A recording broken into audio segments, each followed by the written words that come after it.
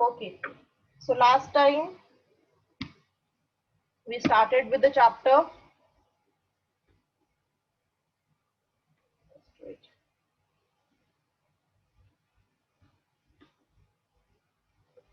So this was the introduction part that we had covered. William Jones came and he with another two, Henry Thomas and Nathaniel Hell had they set up the Asiatic Society of Bengal, started a journal. So I told you the reason that why were they doing so. Okay, they wanted to win a place in the hearts of the natives. They thought that if they want to rule India, so first of all, it is important to make a place in the hearts of the Indian people. So I told you that there then comes a twist in the story that not all the officials were supporting this view. So they did not share these views. Many were very strong in their criticism. So here we left grave errors of the East, I was telling you. So grave errors of the East means what? I have told you, I think the meaning of the title also. The meaning of the title is grave means serious, errors means faults, east means if you locate in the world map, so India is it to the east of the UK. Okay, so that's why here east refers to India. So serious errors or faults in the Indian education. So British officials, they thought that they criticized the Orientalist vision of learning. I told you earlier they were Orientalists who were supporting the ancient Indian culture, and now came the Anglicists. So Anglicists were the people who were opposite of the Orientalists. So first Orientalist was James Mill. So what he said that, see it's written that on page number 97, they said that the knowledge of the East was full of errors and unscientific thought. कि जो India में जो education है, that is full of errors, nothing to take away from that, and it is unscientific thought, means only theory part is there, poetry, literature is there, but nothing, no practical knowledge is given to the Indian people. So Eastern literature was non-serious and light-hearted. So he moreover criticized more that it was non-serious and light-hearted. So they argued that it was wrong on the part of the British to spend so much effort on encouraging the study of Arabic and Sanskrit language and literature. So they said that it is not of any use that they are encouraging the study of Arabic, Sanskrit language and literature, which is of no use to them in future. So we should teach them some practical skills. We should tell them about the Western advances and where science has reached, where the technology has reached. So that should be somewhere useful to them. So then James Mill, he was an Anglicist. He said that the aim of education ought to be to teach what is useful and practical, and scientific and technical advances of West should be taught rather than the poetry and sacred literature of the Orient. तो उसने बोला कि भाई India की जो education है वो तो बहुत बोरिंग है, सिर्फ थ्योरी पार्ट है, पोएट्री एंड लिटरेचर सिखाते हैं, so nothing useful is there, nothing practical is there, and Orientalists should not try to please the natives and try to win a place in their hearts. Means see, they criticized the Orientalist. उन्होंने criticize किया Orientalist को कि वो जो है वो सिर्फ कोशिश कर रहे हैं that only to please the natives. Only they want to win a place in their hearts, so that's why they are supporting their culture, but nothing, they are not working for the improvement and betterment of the people. So the aim of education, he said that it should be useful and practical, and Indians should be made familiar with the scientific and technical advances. So then what happened? So when this criticism was going on, so this criticism was started by the first Anglicist, name was James Mill, okay, and now one more joined. So earlier I told you, see, you have to remember the names here. So three Orientalists we talk about. Now first Anglicist was James Mill. Now one more, a very powerful Anglicist came, and he also criticized very badly. So by 1830s, attack on the Orientalist became sharper. Means they were pointed out, they were criticized that this kind of education which they were giving to Indian people was not worth. So Thomas Babington Macaulay. So this was the person. So you can see by face also he was, you can say, dominating and authoritative in looks. So baby, in the name baby is there, but nothing to nothing of baby looks is there in him. So Thomas Babington Macaulay was there. He was one of the most outspoken and influential critic. Critic means who criticized the systems. So what he was criticizing? He was criticizing the Orientalism. So one of the most outspoken and influential of such critics of the time was Thomas Babington Macaulay. You have to remember this is the fifth name coming now. So second Anglicist, Thomas Babington Macaulay, he saw India as an uncivilized country that needed to be civilized. So he said कि Indian में जो लोग हैं, they do not have any lifestyle, they do not have any standard of living, they do not know how to talk, how to walk, any sense of living, nothing is there. It is uncivilized country that needed to be civilized. उनको manners, attitudes, etiquette सब कुछ सिखाना पड़ेगा. So they needed to be civilized. So Macaulay said, and moreover, see, he said that no branch of Eastern knowledge, according to him, could be compared to what England had produced. So he said he was so proud of his England, he was so proud of his Western education. He said that no branch of Eastern knowledge, ki India ki koi bhi branch aap le lo, poetry, literature, according to him, it could never be compared to what England had produced. Who could deny, declared Macaulay, that, now see on the next page, underline this line said by him. So what he said on page 98, the very first line, a single shelf, what he says, so he emphasized on the need to teach English. What he said, that a single shelf of a good European library was worth the whole native literature of India and Arabia. So he said कि अगर आप India का पूरा literature ले लो and you compare it with just a one single shelf of one European library, so he said कि European library will be much better than the whole of Indian literature. ऐसा इसने क्यों बोला भाई? So why he said so?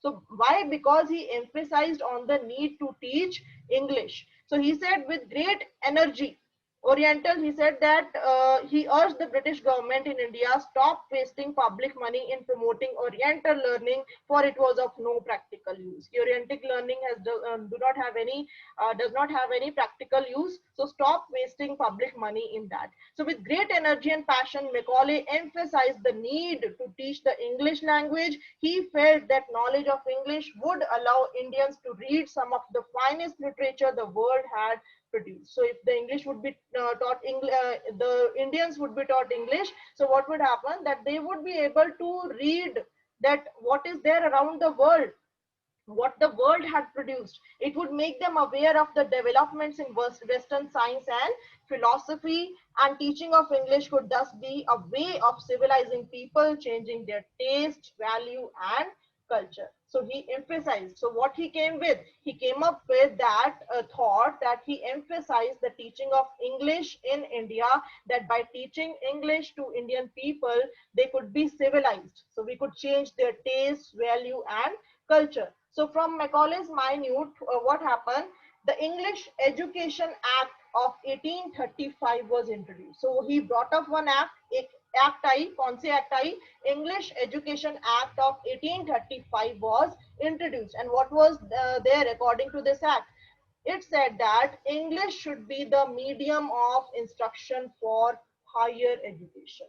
Okay, so they said that English should be the medium of instruction for higher education, and to stop the promotion of Oriental institutions like Calcutta, Madrasa, Benares Sanskrit College. These institutions were seen as temples of darkness that were falling of themselves into decay.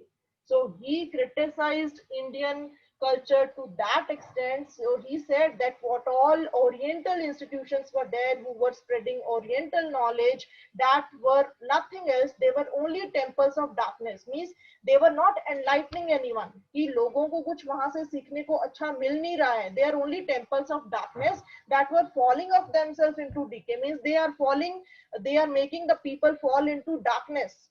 Nothing. They are not enlightening at all. Then what happened? So education for commerce. So now you know that these Britishers, they came to India in the name of trade, and everything what they were doing, that they wanted to earn something out of it. They had their own personal profit in that. So this also, in education also, they tried to find out that how could we make it commercial, how could we make it so that we can earn revenue for it. So how we should analyze this education in India? So in regarding to this, one Wood's dispatch came. Okay, so Wood's dispatch, what it is, in 1854.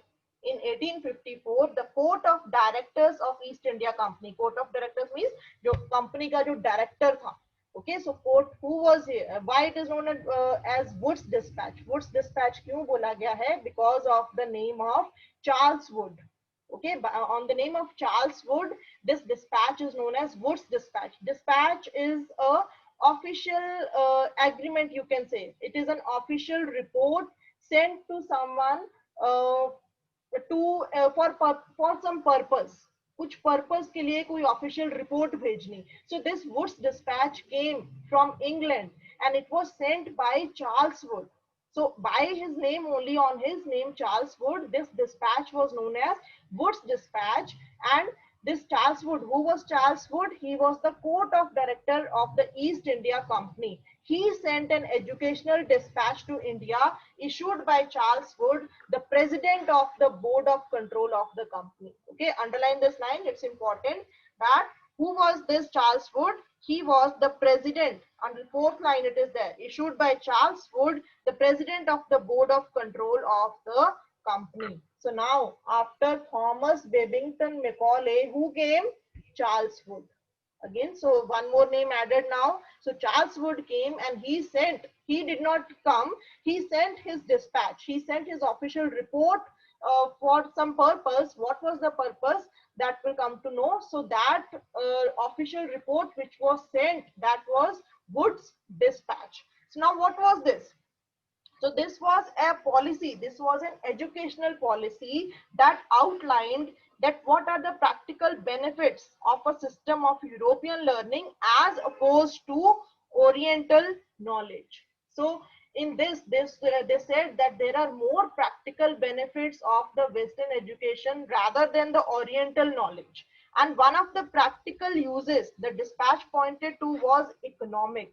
Now see, I told you that they were thinking of something, that how could they use this education as a source of revenue for them. So what advantage did the British have by this? So किसने भेजी education policy? This education policy was sent by Charles Wood, who was the president of the board of control of the company, and this education policy was known as Wood's dispatch. Okay, so what advantage? Now इससे Britishers को क्या advantage मिलेगी? So reasons why British focused on education in India, क्योंकि उनको already farming से, agriculture से and trading से उसको they were in earning enough revenues. So what was the need that now they focused on education in India?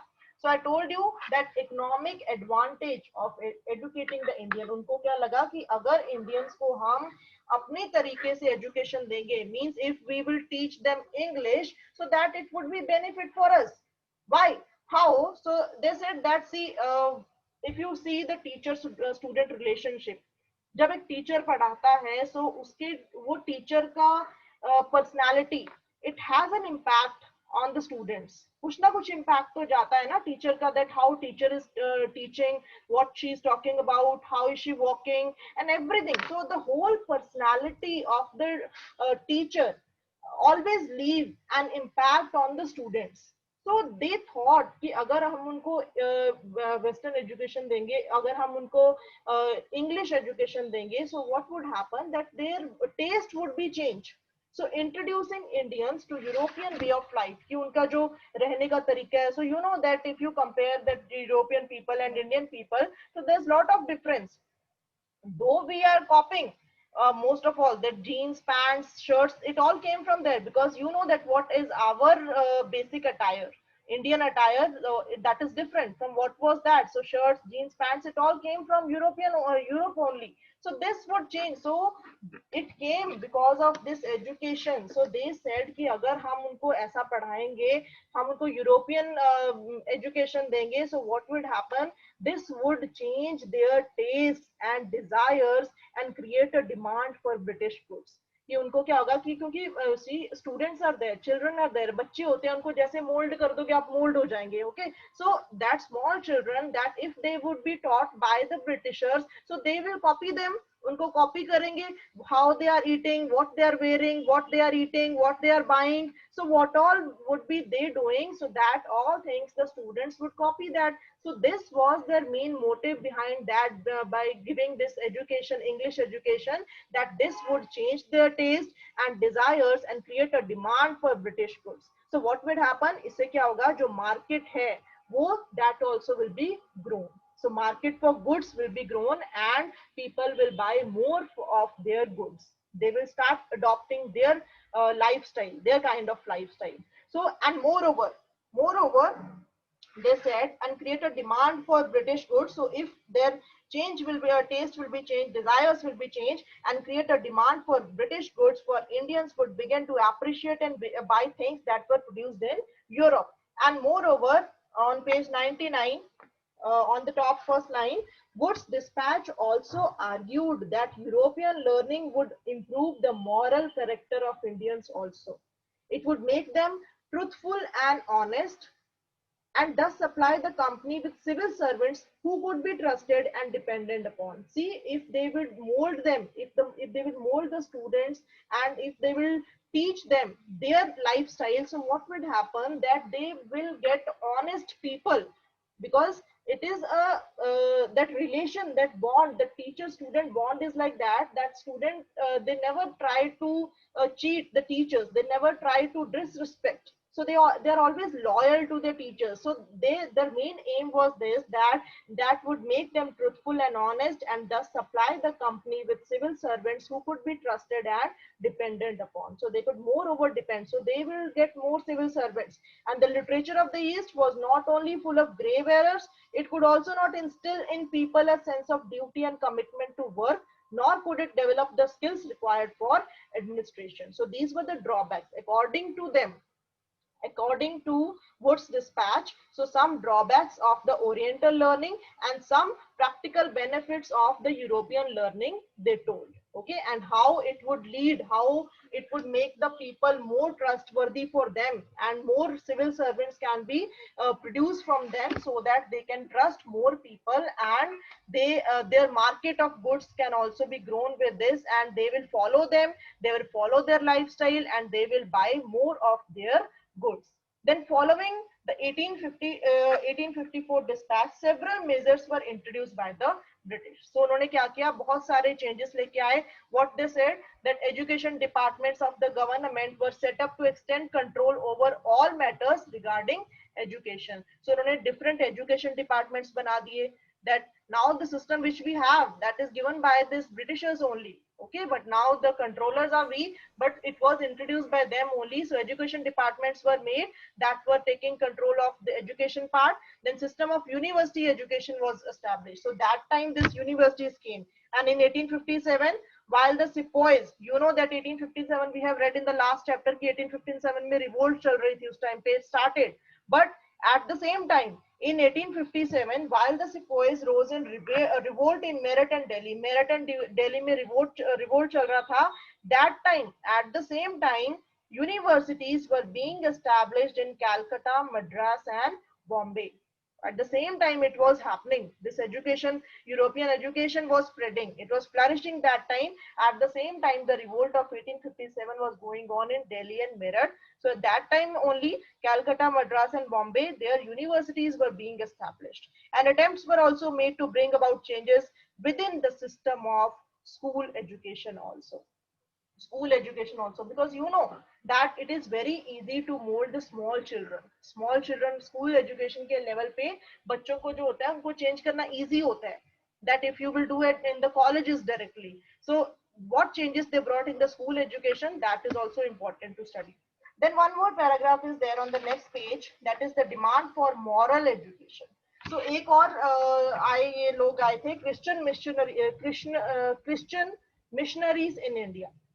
So what they said, Christian missionaries जो थे इन्होंने strongly criticise किया practical education को. So now again more criticism came from the Christian people. So they also criticise the practical education जो Europeans ने दी, जो Britishers देने लगे प्रैक्टिकल नॉलेज, उनको भी इन्होंने क्रिटिसाइज किया. क्यों? Because the missionaries felt that the education should attempt to improve the moral character of the people, and morality could be improved only through Christian education. So अपना फंडा वो लेके आगे, सब अपना अपना कुछ तो लेके आएंगे अब. So now they also came and they said ki that more emphasis should be given to improve the moral character of the people, and this could be improved only through Christian education. So now until 1830 East India Company was opposed to missionary activities. अब क्या हुआ? That East India Company, they were not supporting these missionaries. Why? Because due to this, missionaries were not able to establish an institution within British controlled territories. क्योंकि उनको लगा कि that we Britishers, we are trying to gain the faith of the people here, because they wanted to rule over India, and they wanted to gain the faith, the trust of the people. Now if they would support the missionaries, so again they would thought that Indians को क्या लगेगा कि हमारे culture को, हमारे religion को destroy करने के लिए क्रिश्चियन भी आ गए हैं. Now they will be joined with the European culture, European people, Britishers के साथ ज्वाइन हो जाएंगे, and there so they would be more hating the Britishers also. So that's why, that was the reason कि जो Britishers ने ये missionaries को support नहीं किया. So due to this, missionaries were not able to establish an institution within the British controlled territory. See, all of the India was not under British rule. So some territories were there which were under the British power. So British controlled जो territories थी उनमें missionaries, they were not able to establish an institution. So इन्होंने क्या किया? Now something they had to do. So what happened? So missionaries set up a mission at Serampore. Serampore is a city in West Bengal, in an area controlled by Danish East India Company. So see, the British East India Company was not the only company who came to India in the name of trade. I told you that Portuguese were the first ones who set up the route, sea route to India. Okay, so then French company was there. So this was also one company which came to India in the name of trade. That was Danish East India Company. It came from Denmark. Okay, so Denmark, that is a country in Europe only. So that came from Denmark, this Danish East India Company. So they set up a printing press, was set up in 1800, a college established in 1818. So this Danish East India Company, they supported the Christian missionaries, and they set up their this college and printing press under the territories which were controlled by this Danish East India Company. Then similarly, missionary schools were set up all over India. Slowly, they spreaded their education institutions. Then things changed after 1857. 1857, the revolt took place, and the things changed after that. British government in India was reluctant to directly support missionaries. So जो British government थी जो India में, it was not willing, वो तैयार नहीं थे अभी भी to directly support missionaries. There was a feeling why they were not supporting, why the Britishers were not supporting the Christian missionaries, because there was a feeling that any strong attack on the local customs, practices, beliefs and religious ideas might enrage native opinion. कि क्या होगा कि अगर उनको लगेगा, अगर थोड़ा सा भी इंडियंस को कहीं लगा कि हमारे जो लोकल कस्टम प्रैक्टिसेस बिलीफ्स हैं उनको हर्ट हो रहा है, they are hurting the local customs practices, तो it might enrich native opinion. Means लोग जो है native people, they will come up together and they can start revolting against the Britishers. So that's why they were not supporting, but then slowly they were able to make up. Okay. Then next come what happened to the local schools. This part is very interesting. So it is related to you also. आप भी सोचते होगे, कई बार सोचते हैं यार किसने पढ़ाई बना दी यार, मुझे मिल जाए तो मैं उसको पता नहीं क्या कर दूं, but you cannot do, already that person is dead. Okay, so what happened to the local schools? Report of William Adam. William Adam, now one more came. So now can anyone tell me how many names we have studied till now? Or can tell me? The first was William Jones, then came Henry Thomas Colebrook and Nathaniel Hillhead. Then came what? James Mill. Then after that, James मिल के साथ जुड़ा था Thomas, what was the name, Babington Macaulay, Thomas Babington Macaulay. See, it is, I know it is difficult to remember, but still you have to do it. I think Thomas, yes, Thomas Babington Macaulay. Then came Charles Wood, Wood's Dispatch आया, and then the Christian missionaries. So now we are looking up to that कि कैसे schools थे, already local schools पहले कैसे थे, and what kind of changes the Britishers brought up. Okay, so what happened to the local schools? एक William Adam आया in 1830s. It is written here. In the 1830s, William Adam came. He was a Scottish missionary, toured the districts of Bengal and Bihar. He had been asked by the company, company का ही था ये, because he was by the company, he was asked to report on the progress of education in vernacular schools, कि जो local schools हैं यहाँ पे उनका जो education system है वो कैसा है, how it is going on. So that report, this report was given by William Adam, and it is very interesting. Okay, so schools, how pre-British time कि Britishers के पहले कैसे schools थे, and then during the British time. So then when Britishers came, so what changes they brought in the education system. So the report of William Adam, Scottish missionary he was, he toured the district of Bengal and Bihar and gave a report on the progress of education in vernacular schools. Vernacular means local schools. Then, so what was there? See, I am going to read from the book first. See, look here in the 1, 2, 3, 4th paragraph. No, 3rd paragraph. So what was there in the report? It is very important. So understand, it is very interesting also. Adam found that there were over 1 lakh pathshalas in Bengal and Bihar. So Adam को क्या पता लगा कि over 1 lakh pathshalas were there. So pathshalas means kind of old schools. So pathshalas in Bengal and Bihar were there. These were small institutions with no more than 20 students each. 1 lakh पाठशालास तो हैं, but they were very small institutions with no more than 20 students each. कि एक ही पाठशाला में 20 से ज्यादा कहीं पे students थे ही नहीं. But the total number of children being taught in these pathshalas was considerable, over 20 lakh.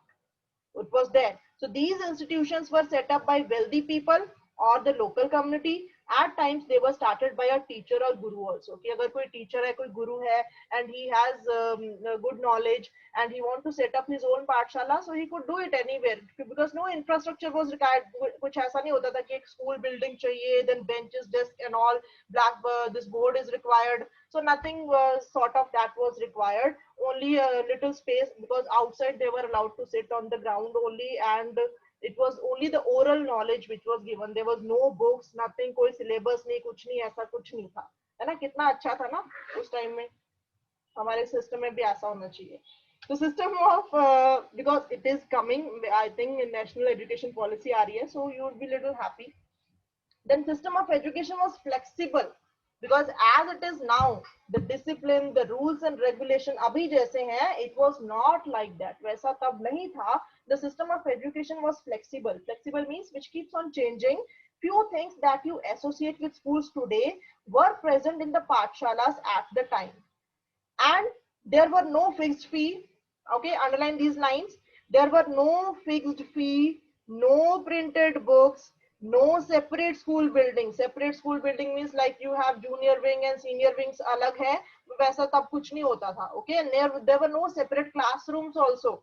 सारे बच्चों को, सब बच्चों को एक ही जगह पे बिठाते थे, अपना अपना. They were made to sit in different groups.